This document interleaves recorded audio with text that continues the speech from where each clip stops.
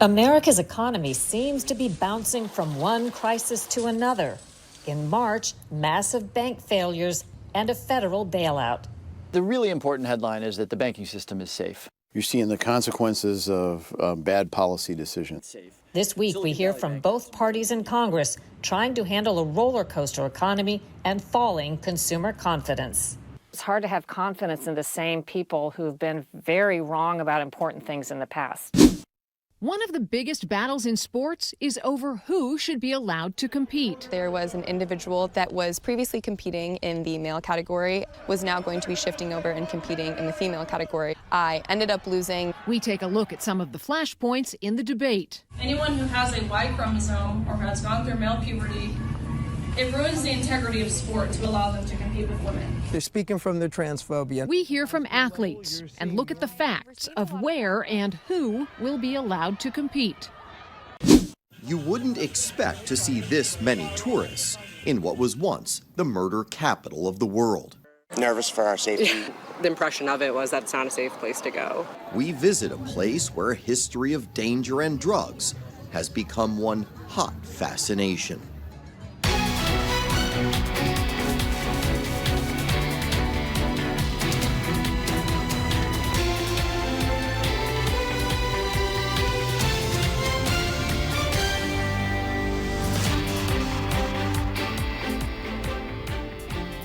Welcome to Full Measure. I'm Sharyl Attkisson. You're probably hearing a lot about U.S. banks in trouble and failing. That after 3 of the 4 biggest bank failures in U.S. history. This past week, it was First Republic in San Francisco. And all of this with America's bank regulators working nonstop behind the scenes to avert financial crisis. It leaves us asking how this could happen after so much money and effort spent over the last 100 years to avoid calamity. Today's cover story is fear itself. The first ingredient in the current recipe for banking disaster is America's record-shattering surge in inflation. Food prices up more than 11% in a year. Key items like eggs up 40%. Energy prices inflating a remarkable 41% last summer. Add to the mix the actions that America's money regulator, the Federal Reserve, took to counter the inflation, raising interest rates over 1,700% in a year. It's a toxic combination for many banks because of their investment choices. For views on exactly what's happening, we hear from 2 members of Congress on the House Financial Services Committee, Democrat Jim Himes. The really important headline is that the banking system is safe. And Republican Warren Davidson. You're seeing the consequences of bad policy decisions. We start with the March failure of California-based Silicon Valley Bank. Here's one of its seminars held online last fall. At the most basic level, Silicon Valley Bank, we bank tech companies. But we also love to do so much more than that. Because of Silicon Valley Bank's investment choices, rising inflation and interest rates created billions of dollars in paper losses. On March 9th, anxious customers withdrew $42 billion. $100 billion more was scheduled to go out the next day until regulators closed the door. Silicon Valley Bank had some very unique features. It was largely venture capital money. It was a very kind of incestuous group of people that got talking together on the message boards and all decided to withdraw their money at once. That's called a classic bank run. Anybody that watches the Christmas movie, It's a Wonderful Life, knows that, the whole fundamental of the banking system is a lot of that money gets lent out. So if everybody comes and wants their money back all at once, it creates almost an impossible situation. Things stay stable as long as no one panics. But once everyone runs for the doors and says, I have to have my cash now, it really can be destabilizing to the banking system that we have. And the crash of 1929 turned into the Great Depression. More than 9,000 banks failed from 1930 to 1933. Americans rushed to withdraw their money, but about 1/5 of customer cash was lost forever. Savers all panicked and rushed to get their savings out, often in vain. The dynamic inspired one of the most famous lines in American history, spoken by President Franklin Delano Roosevelt at his 1933 inauguration. The only thing we have to fear is fear itself. That same year, Congress created the Federal Deposit Insurance Corporation. The FDIC insures up to $250,000 per depositor in member banks to lessen the odds of customer panic. But most of Silicon Valley Bank's deposits were way more than $250,000 and unprotected. Now, Silicon Valley Bank had folks that deposited many, many millions of dollars, in some cases billions of dollars. Same with New York-based Signature Bank, which was shut down 2 days later. And the newest closure, San Francisco's First Republic. And the promise of protection for deposits up to $250,000 was also unable to avert the savings and loan crisis from 1980 to 95, born of skyrocketing inflation and, again, the bank's investment choices. More than 2,900 banks failed, with assets of more than $2.2 trillion. This crisis is a major economic and budgetary threat. It threatens the future of the housing finance system, and above all,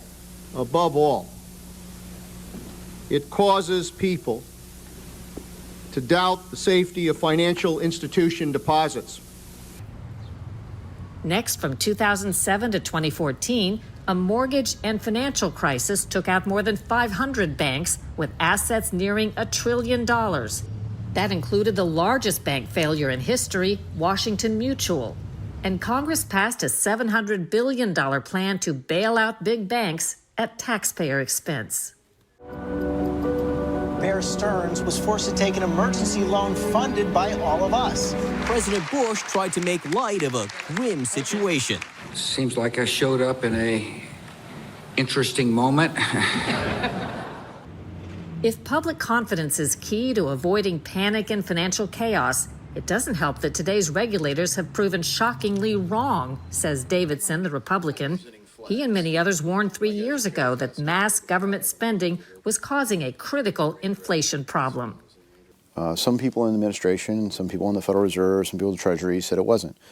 Well, they know that it was, and it did. And then they said, well, it won't hit consumers. Then it did hit consumers. And then they said, well, it's going to be transitory. And it clearly isn't transitory. So then when the Fed finally acknowledges it's not transitory, they start raising rates very rapidly. The Fed, or Federal Reserve, is supposed to help avert fiscal crisis by managing interest rates, inflation, the money supply, and supervising banks. But the head of the Fed, Jerome Powell, and Treasury Secretary Janet Yellen wrongly insisted the inflation spike that started in 2021 was just temporary. A year later, Yellen admitted she was wrong. Well, look, I think I was wrong then about the path that inflation would take. It's hard to have confidence in the same people who've been very wrong about important things in the past. Yeah, not just Secretary Yellen, but Chairman Powell and most of the Federal Reserve Board of Governors. Both of our experts agree that record government spending is a driver of the troubling inflation, but they disagree on blame. I would say yes. Coming out in order to make sure that people didn't starve to death, that businesses didn't go under, the federal government spent an enormous amount of money, $6 trillion over the course of the last 4 years. When the Republicans say that's a Democratic problem, baloney. 2/3 of that was spent under President Trump. If they try to make Democrats out to be the big spenders, the deficit under Donald Trump was absolutely record high deficits. Today, experts warn that many U.S. banks have problematic investments similar to Silicon Valley Bank and won't be able to disentangle themselves overnight, leaving us with one sentiment from the bank runs of the 1930s. The biggest thing to fear might be fear itself. So long as you don't have more than $250,000 on deposit at a bank, up to $250,000, your deposit is guaranteed. So if you're worried about your bank, you don't need to go withdraw those deposits. The good news is for the vast majority of Americans, their deposits are safe. They have a $250,000 Federal Deposit Insurance Corporation coverage for, almost everyone in the country. They have less than $250,000 in their account or in any one account. Right. And so when you have deposits at banks, that insurance is the government saying, look, even if something bad happens and the bank fails, we will give you your money. To put a lid on panic that could have spread to the whole country, the federal government stepped in and ensured deposits above $250,000 at the failed banks. Critics argue that bailed out rich businesses and encourages risky behavior by other banks. Ahead on Full Measure, states racing to position themselves in the controversy of boys playing on girls' teams.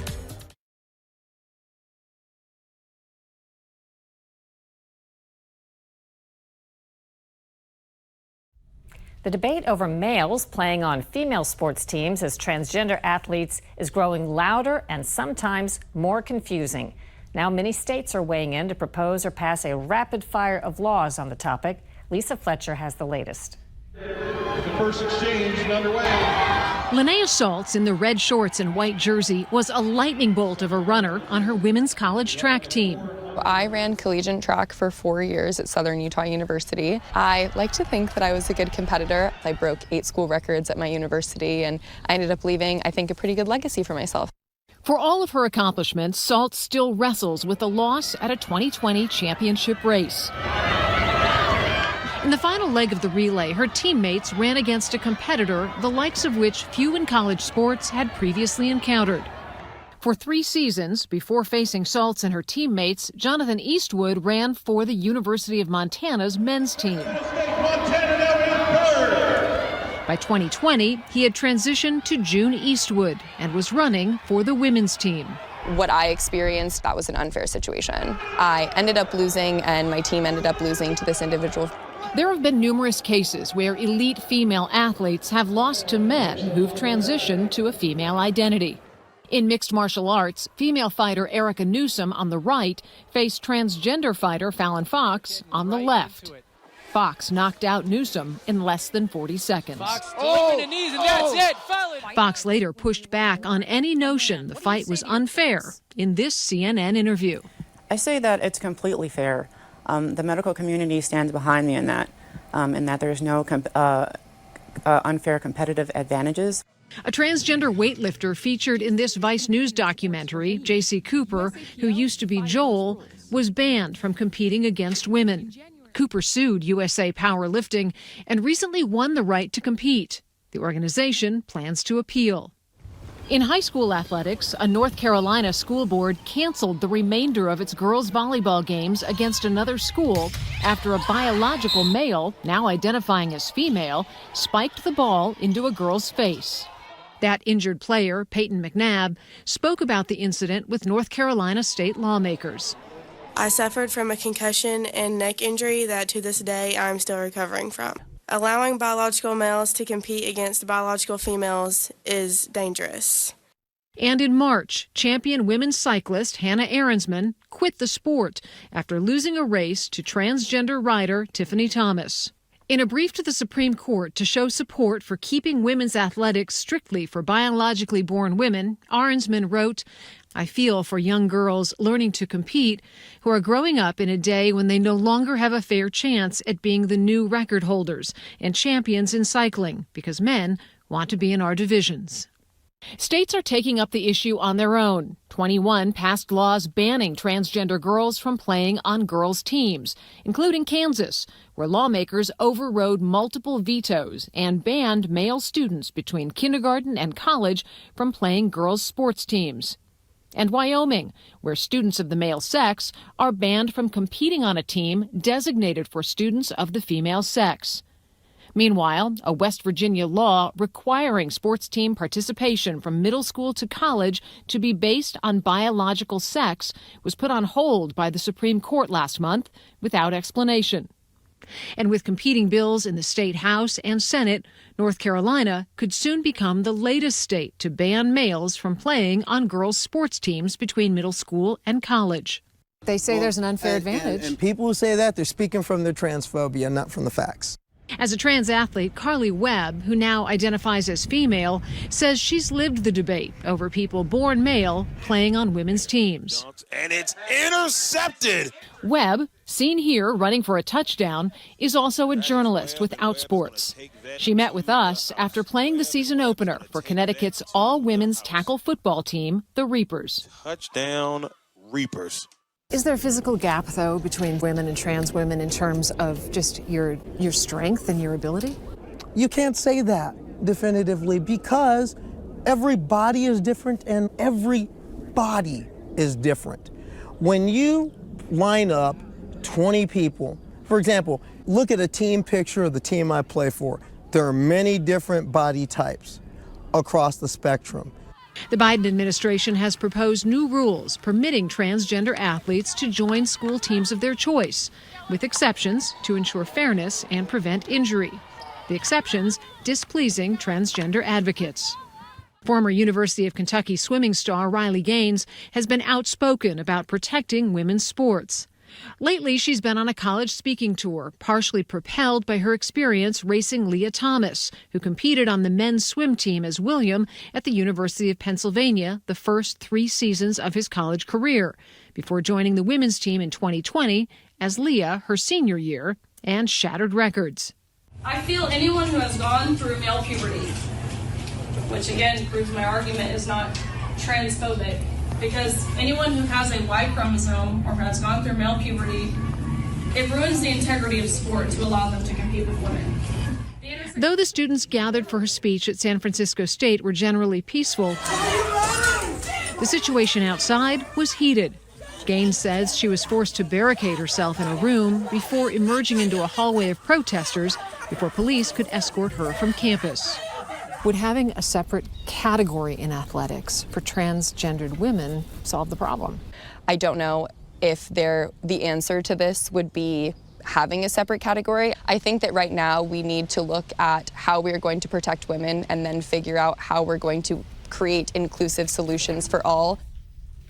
So what is the Biden administration waiting on? They're just now letting this sit as far as their own proposal? It seems to be. I mean, the Biden administration has all the power in this, right? And President Biden can push it through the Department of Education and have something in effect as early as kids going back to school this fall. That said, there's been a lot of pushback, and there are court cases which could splinter whatever he tries to do, meaning, some of it could go into effect and some of it could work its way through the courts. And if schools don't comply with whatever it is that the president and the Department of Education wants to do, what happens? They risk losing their federal funding. All right. Thanks, Lisa. Appreciate it. When we return, find out what turned the former murder capital of the world into a hot tourist destination.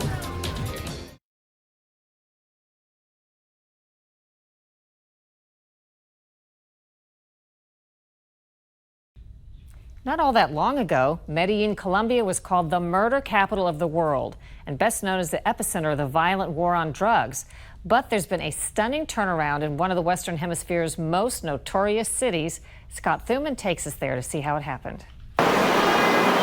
When it comes to transformations, Medellin Colombia could hold the trophy. For decades, Medellin was the murder capital of the world, almost 19 killings a day at its worst, and its streets run by drug kings and gang leaders, most notably Pablo Escobar, once the 7th richest man in the world and the leader of its largest cocaine cartel, leaving a path of destruction and rich story for a hit show. During the early 80s, the best smuggler in the world was Pablo Escobar.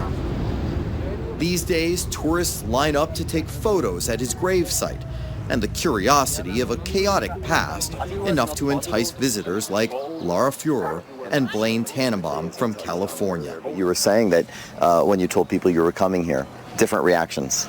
Our friends were all very excited and wanted to hear all the recommendations when we get back. And then our parents, who were young in the 80s, were nervous for our safety, even though if they got on Google, they would realize it's a very safe place. Yeah. While Medellin still has its share of problems, drawing a crowd isn't one of them. Even in a barrio once largely considered a no-go zone for police years ago, Comuna 13 is now a haven for 12,000 tourists a week, snagging up Escobar t-shirts, cocktails, and taking in the view, often ignoring the bullet holes that still pockmark walls from a siege between soldiers and gangs, from a deadly battle to push out the pushers. For the city's leaders, the visitors, a welcome sight, even if part of the draw isn't ideal. Letties Lopez is the Undersecretary of Tourism. Does it bother you that there are things like narco tourism where people come here specifically because they want to know about Pablo Escobar or because they watched Narcos? We do recognize that it is our history, a history that cannot be erased. A history must be recognized in order to not repeat it. Is it still difficult then to get rid of, to erase that reputation? Yes, it has been a difficult process, but when people come, they really take that message that this is a transformed city, that it is a beautiful city. And as tourists stop by to see Escobar's safe houses and the site of his death. Around here, most of these attacks are going to The city, expecting its best tourism year yet with 1.3 million visitors, is pushing its own narrative at this memorial park built on property Escobar once owned. The allure here is a combination of curiosity, notoriety, and respect. The 46,000 bullet-like holes in this memorial represent each of the victims killed during Escobar's reign. To put that in perspective, it's more than 15 times the number of those killed in 9/11. I think for us, it's to come here and to worship or idolize someone who's done so many terrible things is awful, but to understand how it shaped a place is important for anywhere you go, whether it's drug trade or, you know, the killing fields. Similar to other terrible events in history, it's important to remember, recognize, so you don't repeat and see what happened, and have people be educated and remembering the victims and hearing their stories. So while the legend of Escobar may drive the tourist curiosity, the true colors of the horror and history are on full display. For Full Measure, I'm Scott Thuman in Medellin, Colombia. And after a break, what's ahead next week on Full Measure?